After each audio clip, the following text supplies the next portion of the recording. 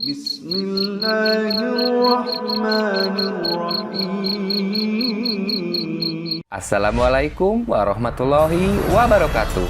Apa kabar sahabat Jannah? Mudah-mudahan kita senantiasa diberi lindungan dan berkah Allah Subhanahu wa taala.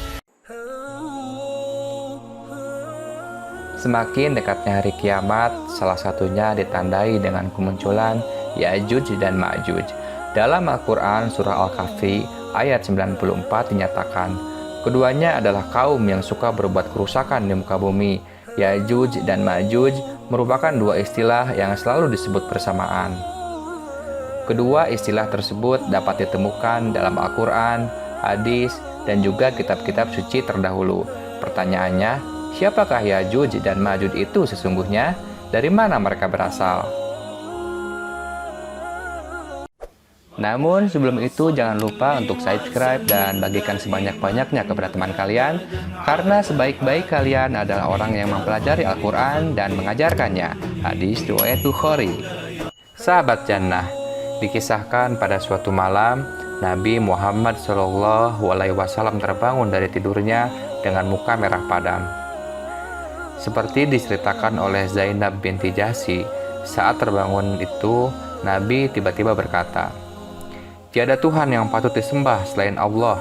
Sungguh kerusakan akan menimpa bangsa Arab akibat datangnya kejahatan yang telah dekat.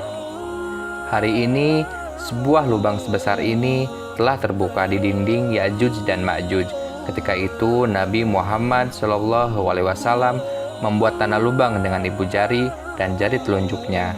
Sampai hari ini, suku bangsa yang disebut Ya'juj dan Ma'juj masih menimbulkan perdebatan. Ada yang menyebut mereka sebagai bangsa Tartar, Mongol, Cina, dan sebagainya. Ada pula yang menganggap Ya'juj dan Ma'juj sebagai nenek moyang bangsa Turki. Namun demikian, identitas mereka sesungguhnya hanya Allah Subhanahu wa taala yang tahu. Ibnu Katsir menerangkan, Ya'juj dan Ma'juj adalah keturunan Adam alaihissalam. Silsilah mereka dikatakan berasal dari keturunan Yafid bin Nuh alaihissalam. Dalam Al-Quran pun dikisahkan, Ya'juj dan Ma'juj diisolasi oleh tembok atau benteng logam yang dibangun Zulkarnain. Meski mereka berasal dari jenis manusia, Ya'juj dan Ma'juj mempunyai ciri khas yang membuat mereka tampak berbeda dari manusia pada umumnya. Dalam satu hadis, Nabi SAW disebutkan, Ya'juj dan Ma'juj memiliki muka yang lebar, mata yang kecil atau sipit, dan warna putih di rambut atas mereka. Bentuk wajah mereka dikatakan mirip perisai. Hadis riwayat Ahmad. Mereka juga nyaris tidak memiliki kemampuan untuk memahami bahasa atau perkataan yang dituturkan manusia. Ketika pada masanya, Ya'juj dan Ma'juj akan berhasil menghancurkan dinding besi pembatas yang telah dibangun oleh Zulkarnain. Mereka akan turun dari pegunungan dengan cepat dan tergesa-gesa karena sudah tidak sabar untuk membuat kerusakan di muka bumi.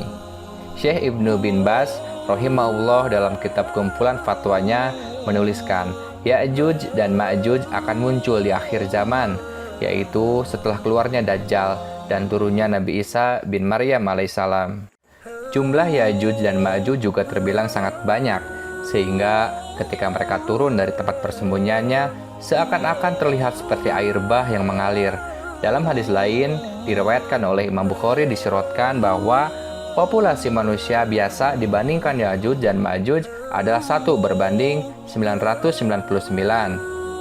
Sementara, hadis yang diriwayatkan oleh An-Nuwas radhiyallahu anhu mengatakan, ketika Allah Subhanahu wa taala mengeluarkan Ya'juj dan Ma'juj dari tempat persembunyiannya, mereka segera turun dengan cepat dari bukit-bukit yang tinggi. Selanjutnya, gerombolan atau barisan pertama dari mereka melewati danau Tobariyah dan kemudian meminum habis semua air dalam danau tersebut. Hadis riwayat Muslim. Dan Allah Subhanahu wa taala pun berfirman, hingga apabila dibukakan tembok Ya'juj dan Ma'juj dan mereka turun dengan cepat dari seluruh tempat yang tinggi. Dan apabila sudah dekat kedatangan janji yang benar atau hari kiamat, tiba-tiba terbelalaklah mata orang-orang kafir. Mereka berkata, aduhai, celakalah kami. Sesungguhnya kami adalah dalam kelalaian mengenai ini. Bahkan kami adalah orang-orang yang zalim. Al-Anbiya ayat 96 dan 97. Lepasnya Yajuj dan Majuj dari tempat persembunyian mereka merupakan salah satu tanda semakin dekatnya hari kiamat. Ketika mereka menguasai dunia, tidak ada yang sanggup menghentikannya, termasuk kaum muslimin yang pada saat itu hidup bersama Nabi Isa alaihissalam. Untuk menghancurkan Yajuj dan Majuj, Allah Subhanahu wa Ta'ala mengirim sejenis ulat untuk menyerang leher mereka, sehingga menyebabkan mereka binasa. Mayat-mayat mereka lantas bergelimpangan dan bau busuk menyengat. Untuk membersihkan itu semua, Allah Subhanahu wa Ta'ala lalu mengirim burung-burung untuk mengangkuti mayat-mayat tersebut, serta mengirim hujan untuk membersihkannya. Wallahu a'lam bishawab.